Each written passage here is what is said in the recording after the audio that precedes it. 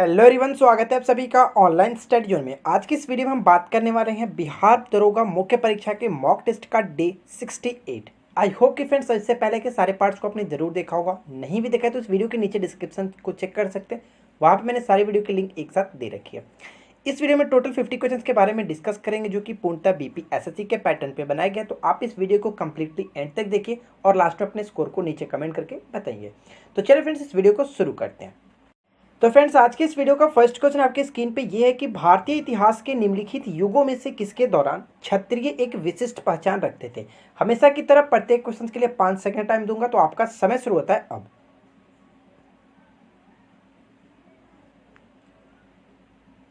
इस क्वेश्चन का right answer है ऑप्शन ए, बौद्ध के युग में। ठीक है फ्रेंड्स, बुद्ध के युग में कह सकते हैं, ऑप्शन ए बिल्कुल करेक्ट आंसर होगा। अगर बात करें फ्रेंड्स ये कैसे पता चलता है, तो बौद्धकालीन जो ग्रंथ है अंगुत्तर निकाय, अंगुत्तर निकाय में महाजनपद की सूची प्राप्त होती है, जिसमें आपको पता चलता है फ्रेंड्स उसमें 16 जो महाजनपद थे उनमें अलग अलग जो शासक थे वो क्षत्रिय कुल से संबंधित है। तो इस टाइप से कह सकते हैं फ्रेंड्स कि जो बुद्ध का युग था उस समय क्षत्रिय विशिष्ट पहचान रखते थे। ऑप्शन ए बिल्कुल करेक्ट आंसर होगा, याद रखेंगे। सेकंड क्वेश्चन देखिए क्या है कि प्राचीन भारत में चंदेल राजवंश के संबंध में निम्नलिखित कथन पर विचार करें। फर्स्ट और सेकंड पॉइंट्स को आप पढ़ेंगे और उसके बाद बताएंगे कि कौन सा कथन सही है।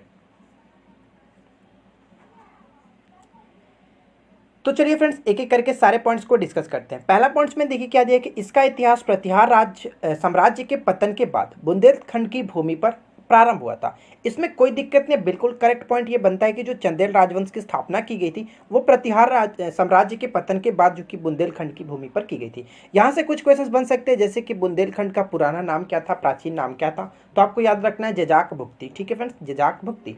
ठीक है, यहाँ पे बात की जा रही है चंदेल राजवंश के बारे में। तो मैं आपको बता दूं कि चंदेल राजवंश की जो स्थापना की गई थी किसके द्वारा की गई थी, तो चंदेल वंश की स्थापना की गई थी नन्नू के द्वारा, जो कि 831 ईस्वी में की गई थी। ठीक है, राजधानी कहाँ थी, राजधानी हो जाता है खजुराहो, जिसको प्रारंभ में कलिंजर भी कहा जाता था। ठीक है फ्रेंड्स, सेकंड पॉइंट में देखिए क्या देखिए, इस वंश का सबसे प्रतापी और स्वतंत्र राजा यशोवर्मन को माना जाता है। इसमें भी कोई दिक्कत नहीं, ये पॉइंट भी बिल्कुल करेक्ट आंसर हो जाता है। ठीक है फ्रेंड्स, अगर हम लोग देखें तो ऑप्शन सी बिल्कुल करेक्ट है, दोनों पॉइंट्स जो दिए गए थे सही थे, एक और दो दोनों करेक्ट था, इसलिए ऑप्शन सी हमारा राइट आंसर हो जाएगा। बढ़ते हैं नेक्स्ट क्वेश्चन की तरफ और देखिए थर्ड क्वेश्चन क्या दिया गया, इनमें से किसने रानी लक्ष्मीबाई रेजिमेंट की स्थापना की थी।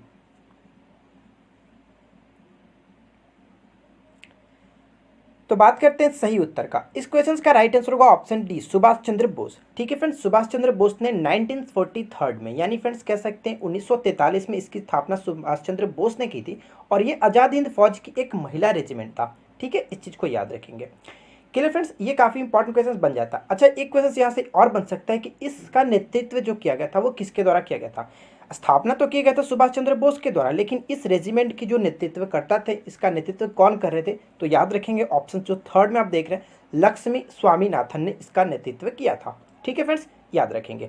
अच्छा, ये भी पूछा जा सकता है कि इसका उद्देश्य क्या था, तो इसे औपनिवेशिक भारत को ब्रिटिश राज्य से आज़ादी दिलाने के उद्देश्य से बनाया गया था। इस पॉइंट को याद रखेंगे। ठीक है, चलिए बढ़ते हैं नेक्स्ट क्वेश्चन की तरफ। और अगला प्रश्न देखिए क्या, 1937 में देसी भाषा के माध्यम से बुनियादी शिक्षा देने के लिए गांधी जी के प्रस्ताव का समर्थन करने के लिए शिक्षा सम्मेलन कहाँ आयोजित किया गया था। काफी अच्छा प्रश्न है, क्या होगा इसका करेक्ट आंसर। तो बात करते हैं सही उत्तर का। इस क्वेश्चन का राइट आंसर होगा ऑप्शन नंबर डी, वर्धा। ठीक है फ्रेंड्स, ऑप्शन डी बिल्कुल करेक्ट आंसर हो जाएगा।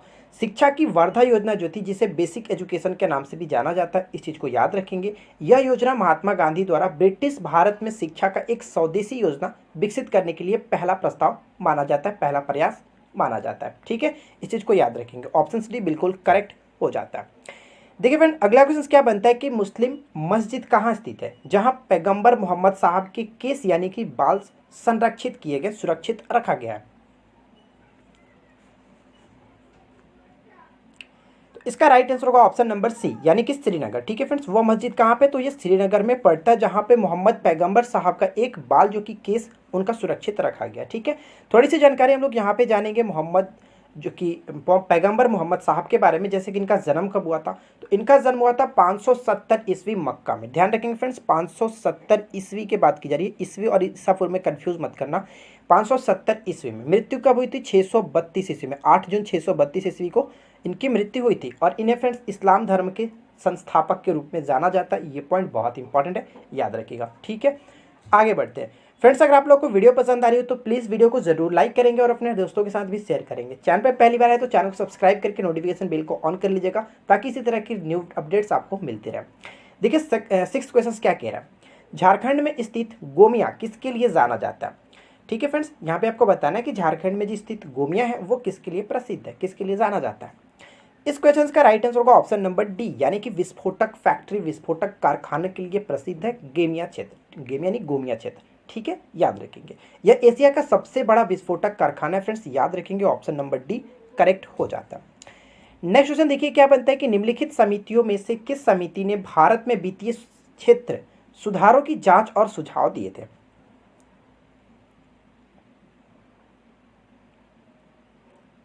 तो बात करते हैं सही उत्तर के बारे में।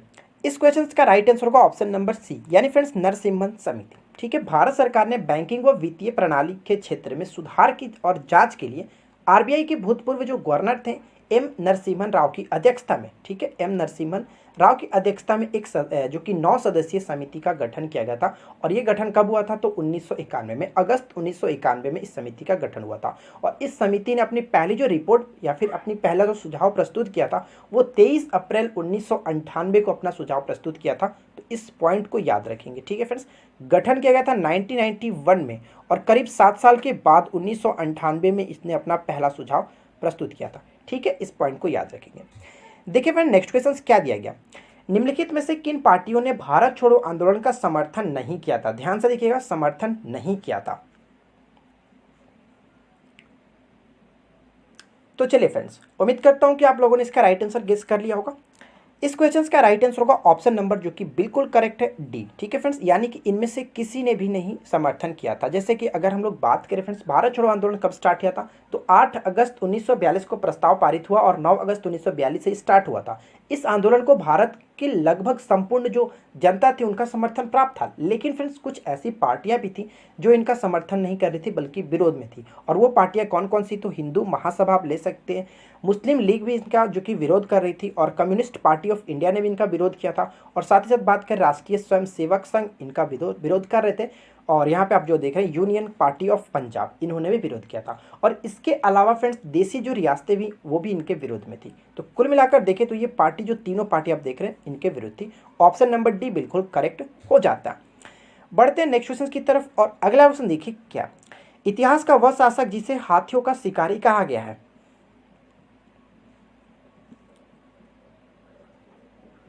इस क्वेश्चन का राइट आंसर होगा ऑप्शन नंबर जो कि बिल्कुल करेक्ट है देवराय द्वितीय। ठीक है फ्रेंड्स, ऑप्शन ए बिल्कुल राइट आंसर हो जाता है। देवराय द्वितीय को जग बेटकर कहा गया है इतिहास में, और जग बेटर का मतलब ही होता था हाथियों का शिकारी, जग बेटकर। ठीक है फ्रेंड्स, याद रखेंगे, काफी अच्छा प्रश्न यहाँ से बन जाता है। चलिए बढ़ते हैं नेक्स्ट क्वेश्चन की तरफ और अगला प्रश्न देखिए क्या दिया गया, दक्षिण भारत की धार्मिक राजधानी निम्नलिखित में से कौन सी है।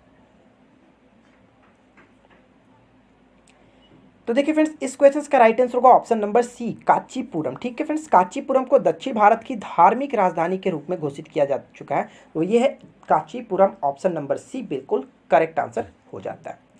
अगला प्रश्न क्या बनता है कि निम्नलिखित में से किसने Ahmedabad textile labour union association की स्थापना की थी। ठीक है friends, Ahmedabad textile labour union या फिर एसोसिएशन की स्थापना किसने की थी। इस क्वेश्चन का राइट आंसर होगा option number D, Mahatma Gandhi ने की थी। कब की थी, 1920 ईस्वी में की थी। इस चीज को आप याद रखेंगे। ठीक है, 1920 ईस्वी में महात्मा गांधी जी के द्वारा किया गया था। नेक्स्ट क्वेश्चन क्या बनता है कि विजयनगर साम्राज्य के संबंध में विचार करें, यानी फर्स्ट सेकंड थर्ड पॉइंट्स को आप पढ़िए और उसके बाद बताइए कि उपरोक्त में से कौन सा कथन सही है।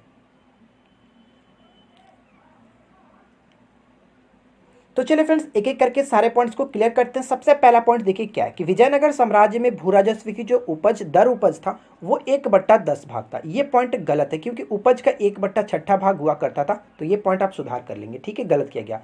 अगला पॉइंट क्या देंगे, मनुष्यों की क्रय विक्रय को वेश बग का नाम से जाना जाता था। तो ये बिल्कुल करेक्ट है, इसमें कोई दिक्कत नहीं है कि विजयनगर साम्राज्य में मनुष्यों के क्रय विक्रय को वेश बग कहा जाता था। ठीक है, थर्ड पॉइंट देखिए क्या है, थर्ड पॉइंट में दिया गया कि विजयनगर साम्राज्य की मुद्रा पर्ण थी। तो ये पॉइंट देखिए गलत है फ्रेंड्स कि विजयनगर जो मुद्रा थी विजयनगर साम्राज्य की, उनकी मुद्रा हुआ करती था पैगोडा, न कि पर्ण।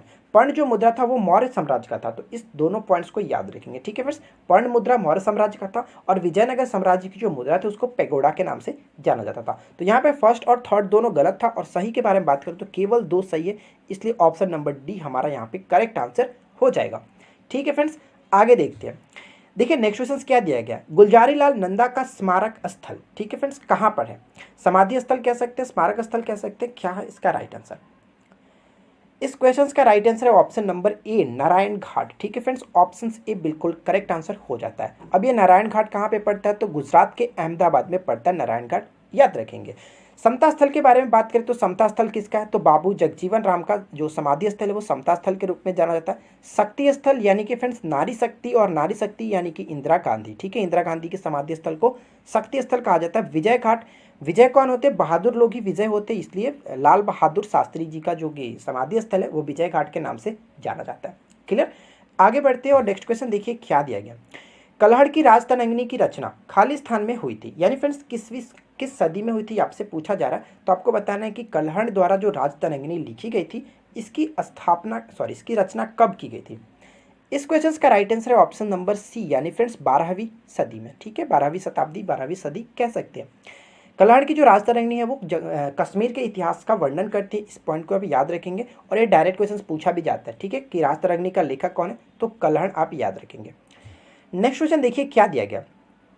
अगला प्रश्न बनता है कि लॉर्ड विलियम बेंटिंक भारत का गवर्नर जनरल किस चार्टर एक्ट के द्वारा बनाया गया था? काफी अच्छा प्रश्न है कि किस चार्टर एक्ट के तहत भारत का गवर्नर जनरल बनाया गया था लॉर्ड विलियम बेंटिंक को। इस क्वेश्चन का राइट आंसर होगा option number A, charter act 1833। ठीक है फ्रेंड्स, ऑप्शन ए बिल्कुल करेक्ट आंसर होगा। ठीक है, यानी फ्रेंड्स कह सकते हैं कि भारत का जो प्रथम गवर्नर जनरल बनाया गया था इसी एक्ट के तहत, और प्रथम जो गवर्नर जनरल बना वो कौन था? Lord William Bentinck. Option A correct हो जाता है। देखिए नेक्स्ट क्वेश्चन क्या बनता है कि तेरह ताली जो लोक नृत्य है वो किस राज्य से संबंधित है? तेरह ताली लोक नृत्य किस राज्य से संबंधित है? तो चलिए इस क्वेश्चन का राइट आंसर देखते हैं। इस क्वेश्चन का राइट आंसर है ऑप्शन नंबर बी, जो कि बिल्कुल करेक्ट है, राजस्थान। ठीक है फ्रेंड्स, राजस्थान बिल्कुल करेक्ट आंसर हो जाता है। राजस्थान से कुछ इंपॉर्टेंट और भी होते हैं, जैसे कि एक घूमर आता है, घूमर राजस्थान से, और एक घापाल। ठीक है, घूमर घापाल, जो कि ये तेरह ताली और ये लोक नृत्य जो है राजस्थान से संबंधित है। ठीक है फ्रेंड्स, आगे बढ़ते हैं।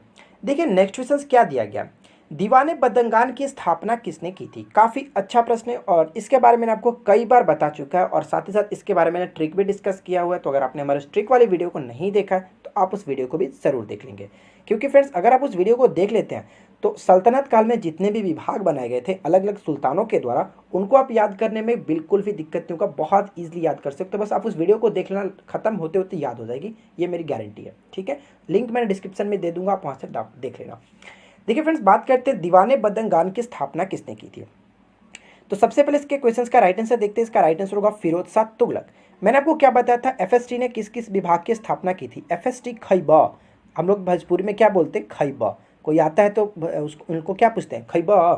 तो एफएसटी खैबा। अब देखिए खैबा से आप किस तरह से याद रख सकते हैं, ख का मतलब दीवाने खैरात, दीवाने खैरात की स्थापना एफएसटी ने यानी कि फिरोज शाह तुगलक ने की थी। ई का मतलब क्या हुआ फ्रेंड्स? ई का मतलब हुआ दीवाने इस्तिहाक, दीवाने इस्तिहाक। और ब का मतलब ये आपको ध्यान रखना कि दीवाने बदंगान की स्थापना जो की गई थी वो फिरोज शाह तुगलक। बदंगान फ्रेंड्स कहने का मतलब कि दासों की देखभाल के लिए इसने एक स्थापना की थी विभाग की, जिसको दीवाने बदंगान नाम दिया गया था।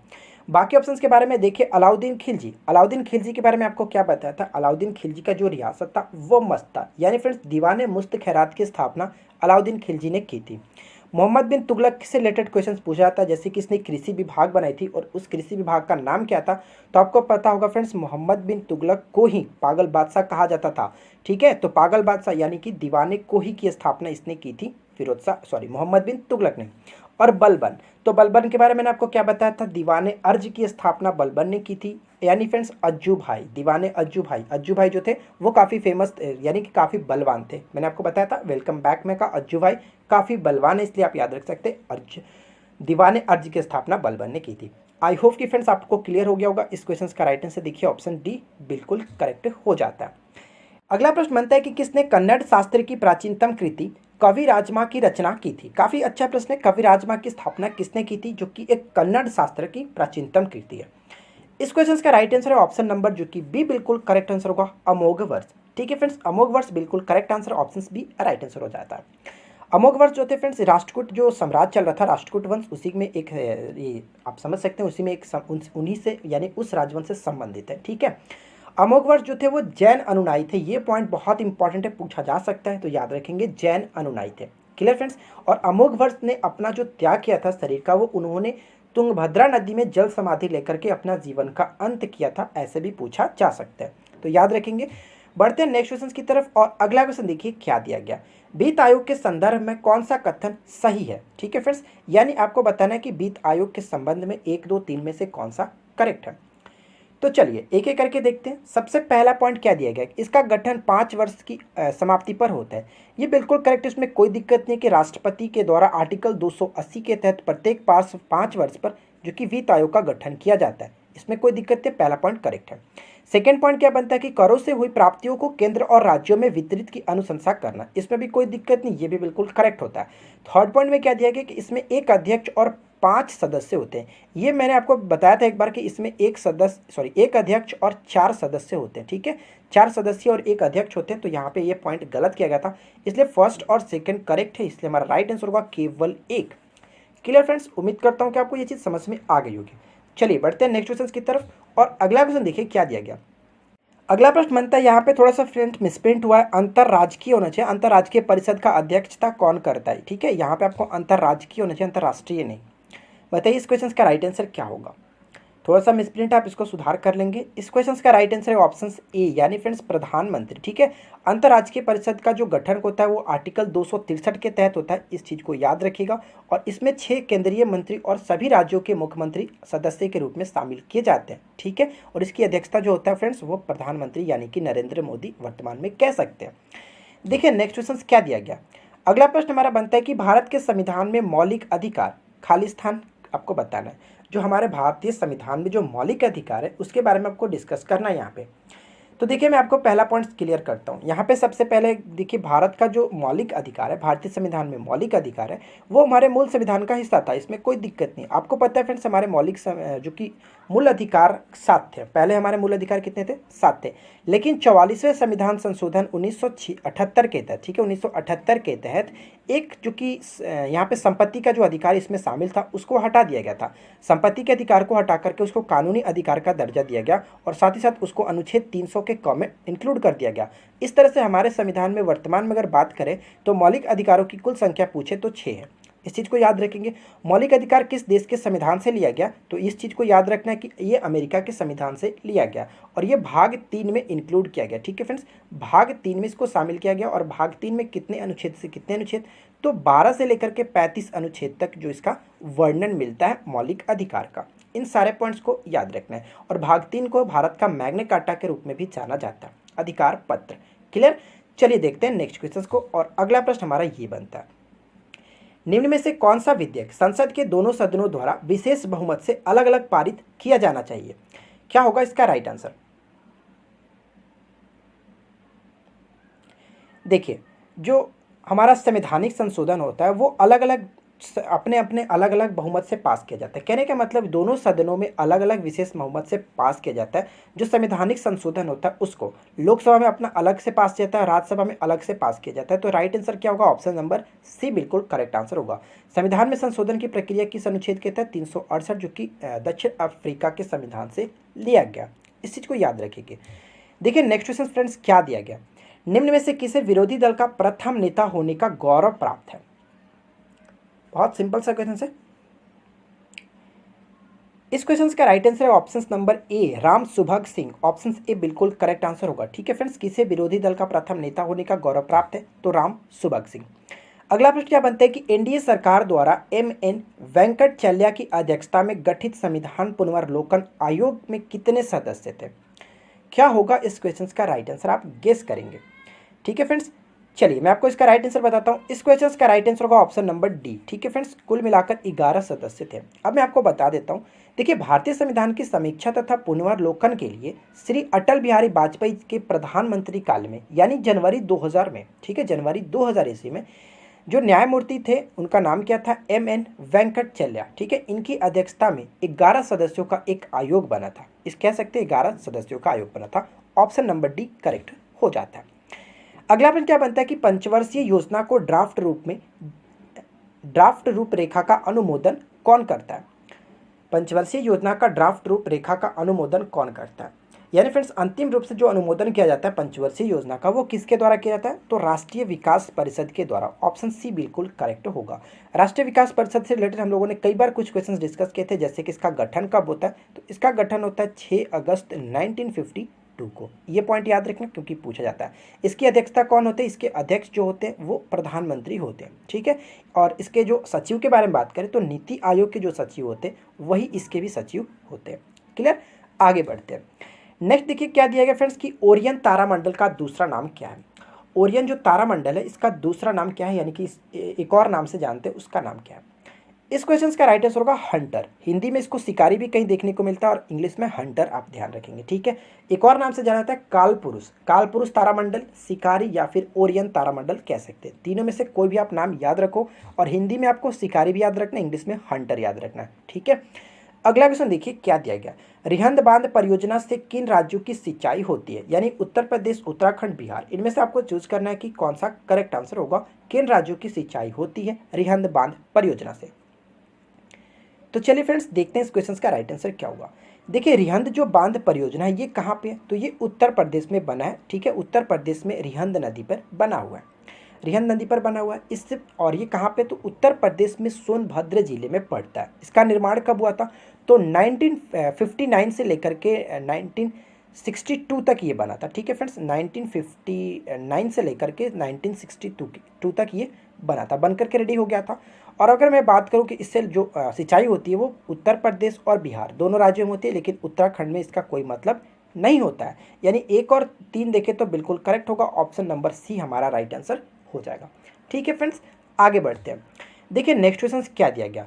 संपूर्ण भारत के कितने प्रतिशत भूभाग पर पर्वत और पहाड़ियों का विस्तार पाया जाता है? तो इस क्वेश्चन का राइट आंसर होगा ऑप्शन नंबर सी 29.3%, ठीक है। ऑप्शन सी बिल्कुल करेक्ट आंसर होगा, याद रखेंगे। अगला प्रश्न देखिए क्या दिया गया कि निम्नलिखित में से कौन सुमेलित नहीं है? यानी कि इनमें से जो भी एक दिया गया वो सुमेलित नहीं है, वो आपको गेस करना है। तो चलिए हम लोग एक एक करके देखते हैं। सबसे पहला देखिए शिव समुद्रम जो प्रपात है, जलप्रपात है, वो कावेरी नदी पर बिल्कुल करेक्ट है, इसमें कोई दिक्कत नहीं है। धुआंधार प्रपात जो कि नर्मदा नदी पर ये भी स्थित है मध्य प्रदेश में, इसमें भी कोई दिक्कत नहीं है। अब यहाँ पे देखिए सशस्त्र धारा प्रपात जो कि बाल्दी नदी पर, ये भी करेक्ट है। लेकिन यहाँ से आपको ये थोड़ा सा जान लेना है फ्रेंड्स कि जो सहस्त्र धारा प्रपात होता है ये कहाँ पर पड़ता है? तो ये उत्तराखंड में देहरादून से कुछ नज़दीक में, ये करीब करीब 11 से 12 किलोमीटर के अंदर पड़ता है, ठीक है। ध्यान रखेंगे उत्तराखंड में बाल्दी नदी पर।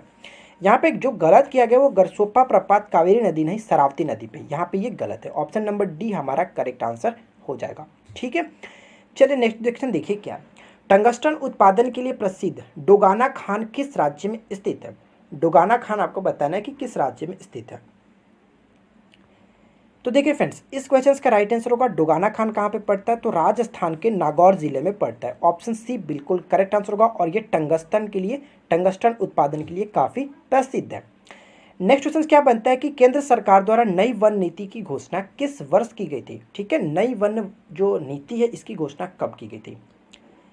तो देखिए फ्रेंड्स बात करते हैं इस क्वेश्चन का राइट आंसर का। इसका राइट आंसर होगा ऑप्शन नंबर सी 1988 ईस्वी में, ठीक है। और भी कुछ पॉइंट्स के बारे में डिस्कस करना चाहें तो देखिए सबसे पहले अगर बात करें कि वन नीति कब बनी थी, ये तो नई वन नीति 1988 में थी, लेकिन सबसे पहला जो वन नीति था फ्रेंड्स, पहली राष्ट्रीय वन नीति 1894 में घोषित की गई थी, देश के सामान्य कल्याण को बढ़ावा देने के लिए और जंगलों के प्रबंधन के उद्देश्य से, ठीक है। लेकिन उसमें 1952 में जाकर के संशोधन कर दिया गया था, उसमें 1952 में संशोधन कर दिया गया था। लेकिन फ्रेंड्स 1988 में जो नई राष्ट्रीय वन नीति तैयार किया गया, वन नीति संरक्षण और स्थानीय जरूरतों को पूरा करने के लिए जोर देने के लिए 1952 को बदल करके ये बनाया गया था, ठीक है। इस चीज़ को याद रखेंगे, क्लियर। आगे बढ़ते हैं। देखिए नेक्स्ट क्वेश्चन क्या बनता है, सबसे छोटी स्थलीय सीमा भारत की किस देश के साथ लगती है? यानी हमारे जो आसपास के 7 पड़ोसी देश है उनमें से सबसे छोटी स्थलीय सीमा जो होती है वो किस देश के साथ लगती है? तो इस क्वेश्चन का राइट आंसर अगर हम देखें तो ऑप्शन नंबर हमारा डी होना चाहिए। लेकिन फ्रेंड्स एक चीज़ मैं आपको बता दूं, अगर एग्जैक्टली बात करें तो सबसे जो छोटा सीमा लगता है वो अफगानिस्तान के साथ लगता है, 106 किलोमीटर करीब, लगभग 106 किलोमीटर अफगानिस्तान के साथ। लेकिन ऑप्शंस में अफगानिस्तान नहीं है, इसलिए इससे जो बड़ा होता है वो 699 किलोमीटर भूटान के साथ लगता है। ठीक है, भूटान के साथ, भूटान के साथ कुल जो कि भारत के 4 राज्य जो सटते हैं, और वो 4 राज्य के बारे में आपको डिस्कस किया हुआ था साब ट्रिक के साथ कल की वीडियो में। ठीक है, अगर आपने उस वीडियो को नहीं देखा तो आप उस वीडियो को जरूर देख लीजिएगा। फिलहाल हम लोग बात करते हैं फ्रेंड्स एक चीज़ और, अगर पूछ ले कि सबसे जो लंबी सीमा, स्थलीय सीमा किसके साथ लगती है, तो आप याद रखेंगे बांग्लादेश के साथ, जो कि 40-96 किलोमीटर। ठीक है, 40-96 किलोमीटर करीब करीब लगता है बांग्लादेश के साथ। इस पॉइंट को याद रखेंगे। और बहुत जल्द मैं एक आपका ट्रिक लाने वाला हूँ, जो कि भारत के सभी जो पड़ोसी देश उनके साथ कौन कौन से राज्य लगते हैं, आप बहुत ही सिंपल ट्रिक के साथ याद कर पाओगे, तो आप थोड़ा सा वेट कर लो। ठीक है, देखिए बात करते हैं अगले क्वेश्चन की। नेक्स्ट क्वेश्चन ये दिया गया कि निजी निवेश को अन्यथा यह कहा जाता है, निजी निवेश को अन्यथा यह भी कहा जाता है, तो इसका राइट आंसर क्या होगा? इस क्वेश्चन का राइट आंसर है ऑप्शन ए, यानी कि उत्प्रेरित निवेश। ठीक है फ्रेंड्स, निजी निवेश को उत्प्रेरित निवेश के नाम से भी जाना जाता है, तो याद रखेंगे। अगला प्रश्न बनता है कि फिलिप का वक्र इनके बीच संबंध दिखाने वाली अनुसूची है। काफी अच्छा प्रश्न है, और ये फिलिप के वक्र से क्वेश्चन तो हमेशा डेफिनेटली पूछा गया है कई बार, तो आपको याद रखना है। फिलिप का वक्र इनके बीच संबंध दिखाने वाली एक अनुसूची है। तो मैं आपको बता दूं, इस क्वेश्चन का राइट आंसर होगा ऑप्शन सी, यानी कि बेरोजगारी की दर और मुद्रास्फीति की दर के बीच ये संबंध दर्शाती है।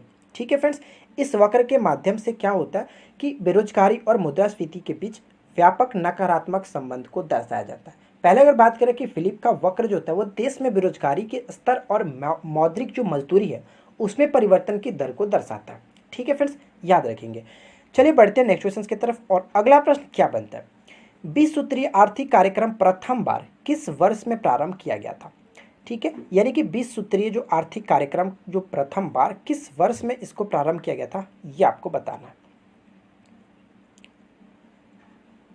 तो देखिए इसका राइट आंसर होगा ऑप्शन नंबर बी, यानी कि 1975 में सबसे पहले 20 सूत्री कार्यक्रम को स्टार्ट किया गया था, और बाद में 1982, 1986 और 2006, यानी कि आपको याद रखना है 1982, 1986 और लास्ट में 2006। ठीक है, 2006 3 बार जो कि प्रारंभ किया गया इस कार्यक्रम को। इस कार्यक्रम की पुनर्संरचना की जा चुकी है कुल 3 बार। ठीक है, अगर फ्रेंड्स बात करें कि इसका उद्देश्य क्या है, यानी कि 20 सूत्री आर्थिक जो कार्यक्रम है उसका उद्देश्य क्या है, आर्थिक से आप इस चीज़ को समझ ही कहे होंगे कि इसका उद्देश्य ये होता है कि पिछड़े एवं निर्धन व्यक्तियों के जीवन स्तर में सुधार करना। ठीक है, वर्तमान में जो कार्यक्रम चल रहा है वो 2006 के अंतर्गत चल रहा है।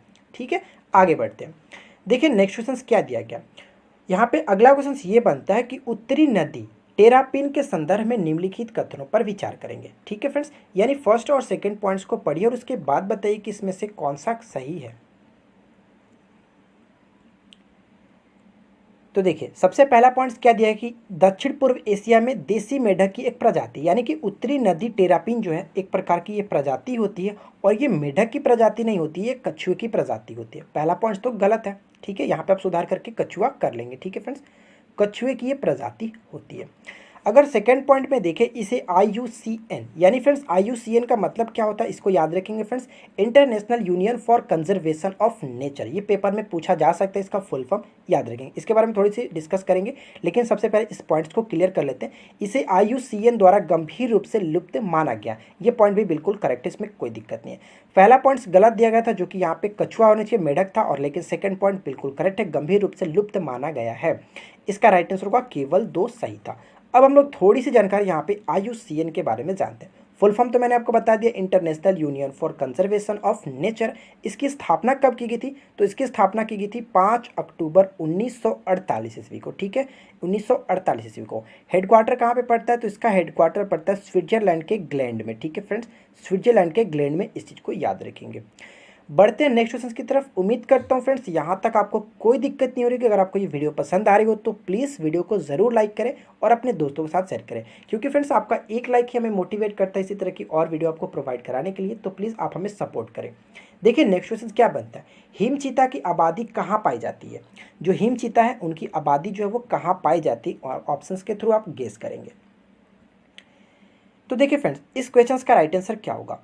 इसका राइट आंसर है ऑप्शन नंबर ए, बिल्कुल करेक्ट आंसर हो जाएगा सिक्किम। ठीक है, अगर मैं आप बताना चाहूँ कि हिम चीता भारत में कहाँ कहाँ पाई जाती हैं, तो देखिए भारत में हिम चीता की जो आबादी होती है वो जम्मू कश्मीर, हिमाचल प्रदेश, उत्तराखंड, सिक्किम और अरुणाचल प्रदेश में पाई जाती है। तो इस पॉइंट को याद रखेंगे। यहाँ पे ऑप्शंस में सिर्फ सिक्किम जो कि मैच कर रहा था, इसलिए करेक्ट होगा सिक्किम। अगला प्रश्न क्या बनता है कि निम्नलिखित में से कौन सा कथन असत्य है, यानी कि इनमें से कौन सा एक गलत तरीके से मैच किया गया। अगर आपने हमारी वन्यजीव अभ्यारण्य वाला सेकंड पार्ट देखा होगा जो मैंने कल आपको बताया था, तो इस क्वेश्चन को करने में आपको बिल्कुल भी दिक्कत नहीं होगी। अगर नहीं भी देखा है तो मैं आपको रिकमेंड करूंगा फ्रेंड्स, उस वीडियो को ज़रूर देख लेना। देखिए, अगर बात करें यहाँ पे कौन असत्य, तो चलिए एक एक करके देखते हैं। रानी झांसी मैरीन राष्ट्रीय पार्क अंडमान निकोबार में, इसमें कोई दिक्कत नहीं है, बिल्कुल करेक्ट है। ग्रेट हिमालयन राष्ट्रीय पार्क हिमाचल प्रदेश में पड़ता है, इसमें भी कोई दिक्कत नहीं है, बिल्कुल करेक्ट है। सीजू अभ्यारण्य मैंने आपको बताया था कि गुजरात में नहीं मेघालय में पड़ता है, यही इसमें गलत किया गया। और कांगेर वैली राष्ट्रीय पार्क छत्तीसगढ़ में, ये करेक्ट है। तो कुल मिलाकर देखें तो सीजू अभ्यारण्य है ये मेघालय में होना चाहिए था, तो यहाँ पर इसको आप सुधार कर लेंगे, ठीक है। ऑप्शन सी हमारा करेक्ट आंसर हो जाता है। देखिए फ्रेंड, नेक्स्ट क्वेश्चन क्या दिया गया, किस पत्रिका के भारतीय संपादक को हटाकर सरकार ने उनके स्थान पर कनिंघम को नियुक्त किया था। ये बिहार से रिलेटेड क्वेश्चन है, आपको ये बताना है किस पत्रिका के भारतीय संपादक को हटाकर सरकार ने उनके स्थान पर कनिंघम को नियुक्त किया था। इस क्वेश्चन का राइट आंसर होगा ऑप्शन नंबर ए, यानी कि फ्रेंड्स कह सकते हैं कि बिहारी पत्रिका के संपादक जो थे उनका नाम क्या था, बाबू महेश्वर प्रसाद को हटा करके श्री कनिंघम को नियुक्त किया गया था। इस क्वेश्चन का राइट आंसर है ऑप्शन ए, याद रखेंगे। देखिए नेक्स्ट क्वेश्चन क्या बनता है, अगला प्रश्न हमारा बनता है कि बिहार के किन क्षेत्रों में अंग महाजनपद स्थित था। ठीक है, अगर हम लोग बात करें कि वर्तमान में जो बिहार के किन क्षेत्र में जो महाजनपद था अंग, वो वर्तमान में कहाँ पर पड़ता है, तो इस क्वेश्चन का राइट आंसर है ऑप्शन नंबर जो कि सी, बिल्कुल राइट होगा। ठीक है फ्रेंड्स, भागलपुर एवं मुंगेर। कह सकते हैं कि अंग जो है वो आधुनिक बिहार के भागलपुर और मुंगेर जिलों के मिलाकर के अंग महाजनपद बनता था, जिसकी राजधानी क्या थी, तो जिसकी राजधानी थी चंपा, जो कि काफ़ी फेमस थी। अगला क्वेश्चन देखिए क्या दिया गया, पार्किंस रोग। ठीक है, पार्किंस रोग जो होता है वो किससे संबंधित है, पार्किंस रोग का संबंध किससे है, इसका राइट आंसर होगा ऑप्शन नंबर डी, बिल्कुल करेक्ट हो जाता है। मस्तिष्क से संबंधित है पार्किंस रोग। ठीक है फ्रेंड्स, मस्तिष्क में तंत्रिका कोशिका को नुकसान कर ये डोपामाइन के स्तर को गिरा देती है, जिसकी वजह से हम लोग कहते हैं पार्किंस रोग। ऑप्शन डी बिल्कुल करेक्ट हो जाएगा। अगर आपने हमारी आज की साइंस वाली वीडियो को नहीं देखा है तो लिंक आप डिस्क्रिप्शन में मिल जाएगा, आप वहाँ से देख लीजिएगा, क्योंकि वो 4th पार्ट आ चुका है साइंस के। अगर आपने नहीं देखा है तो ज़रूर देखें। देखिए नेक्स्ट क्वेश्चन क्या बनता है कि संचार के दौरान टेलीफोन लाइनों में कौन सी तरंगें प्रवाहित होती है, कौन सा वेव जो होता है वो क्रॉस करता है, ये आपको बताना, प्रवाहित होता है। इस क्वेश्चन का राइट आंसर होगा ऑप्शन नंबर ए, यानी फ्रेंड्स की केवल एक विद्युत तरंगें प्रवाहित होती हैं। ऑप्शन ए बिल्कुल करेक्ट आंसर हो जाएगा। ठीक है, अगला प्रश्न देखिए क्या दिया गया, रबर टायरों पर प्रदान किए गए जो ग्रूव होते हैं उनका कार्य क्या होता है,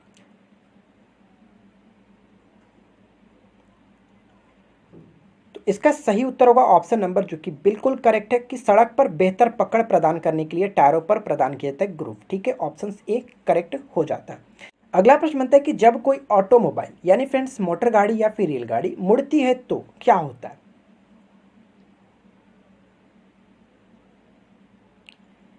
इसका कहने का मतलब ये हुआ कि जब कोई ऑटोमोबाइल होता है, जब वो मुड़ती है, किसी मुड़ान पे मुड़ता है, तो वो क्या होता है, तो कहने का मतलब इस क्वेश्चन का राइट आंसर होगा कि आगे के पहिए की तुलना में पीछे के पहिए अधिक दूरी तय करते हैं। ऑप्शन नंबर डी करेक्ट हो जाता है। ठीक है, आगे देखिए नेक्स्ट क्वेश्चन क्या बनता है कि प्रत्यक्ष रूप से देखे जा सकने वाले जीव के लक्षणों को रूप में जाना जाता है, किन रूप में जाना जाता है ये आपको बताना है। प्रत्यक्ष रूप से देखे जा सकने वाले जीव के लक्षण को किस रूप में जाना जाता है, तो उसको हम लोग कहते हैं फेनोटाइप। ठीक है, ऑप्शन नंबर जो कि बिल्कुल करेक्ट है बी, फेनोटाइप के नाम से जाना जाता है। अगर एग्जाम्पल के तौर पे बात करें तो इनका उदाहरण फ्रेंड्स ये होता है, सबसे पहले मैं आपको ये बता दूं कि फेनोटाइप को आप एक अवलोकनीय विशेषताओं के सेट कह सकते हैं। ठीक है, और इनका उदाहरण के आप तौर पे ये समझिए कि पक्षी में जो पंख का आकार हुआ, आँख का रंग हुआ, बालों का रंग हुआ, पूंछ की लंबाई हुआ आदि, इस तरह से जो कि प्रत्यक्ष रूप से देखा जा सकता है। ठीक है, और एक जीनोटाइप होता है जिसको हम देख नहीं सकते हैं, ये सिर्फ अंदर से होता है जिनको हम देख नहीं सकते। अगला प्रश्न देखिए क्या है, नेक्स्ट बनता है कि कांसा निम्नलिखित में से किसका मिश्र धातु है, कांसा जो है किसका मिश्र धातु है, बहुत इंपॉर्टेंट क्वेश्चन है फ्रेंड्स, क्या होगा इसका राइट आंसर, तो देखिए कांसा का जो मिश्र धातु होता है वो किसका किसका मिश्र धातु है, इसका राइट आंसर है तांबा और टीन, यानी कि कॉपर और टीन का मिश्र धातु होता है। ऑप्शन बी राइट हो जाता है। बाकी ऑप्शंस के बारे में देख लेते हैं, जैसे कि तांबा और जस्ता का जो मिश्रण होता है उसको पित्तल कहते हैं। ठीक है, पित्तल, तांबा और जिंक का मिश्रण पित्तल कहलाता है, इस चीज़ को याद रखेंगे। नेक्स्ट क्वेश्चन क्या दिया गया यहाँ पे कि तांबा टीन और जस्ता। अगर इन तीनों के मिश्रण के बारे में बात करें तो देखिए ताज़ा टी यानी कि गन मेटल अगर गन मेटल के बारे में बात करें तो ताज़ा टी हो जाता है। ठीक है, तांबा, जस्ता और टीन ये गन मेटल होता है। और ऑप्शन डी में देखिए क्या है कि तांबा, जिंक और निकल। इसके बारे में आपको बताया था कि नीताजी अब जर्मन सिल्वर का नेकलेस पहनती है।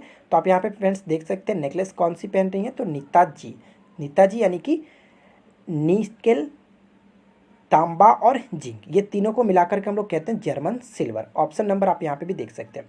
तो इन चारों को आप याद रखेंगे जो मैंने आपको बताया फ्रेंड्स। ऑप्शन नंबर बी इस क्वेश्चन का राइट आंसर है कांसा। क्लियर, आगे देखिए फ्रेंड नेक्स्ट क्वेश्चन बनता है कि निम्नलिखित में से कौन सी गैस हीमोग्लोबिन के साथ उच्चतम प्रतिक्रिया करती है। क्या होगा इसका राइट आंसर? देखिए फ्रेंड्स इस क्वेश्चन का राइट आंसर होगा ऑप्शन नंबर बी, यानी कि कार्बन मोनोऑक्साइड जो है वो हीमोग्लोबिन के साथ काफ़ी उच्चतम प्रतिक्रिया करती है और प्रतिक्रिया करने के साथ कार्बोक्सी मोग्लोबिन का निर्माण करता है। ठीक है, ऑप्शन नंबर बी बिल्कुल करेक्ट हो जाता है। और इसके कारण क्या होता है, जब भी ये प्रतिक्रिया करता है तो इसमें क्या होता है कि ऑक्सीजन को क्या करता है कि रोक देता है, रक्त में ऑक्सीजन को ले जाने से रोकती है। और जिसके कारण होता है कि सिर में दर्द आता है, चक्कर आना आता है, कमजोरी आता है, उल्टी बहुत तरह के प्रॉब्लम हो सकते हैं। ठीक है, अगला प्रश्न देखिए क्या, ब्रोका क्षेत्र मानव शरीर के किस भाग में पाया जाता है? ब्रोका क्षेत्र, ठीक है, ब्रोकास एरिया जो होता है वो मानव शरीर के किस भाग में पाया जाता है?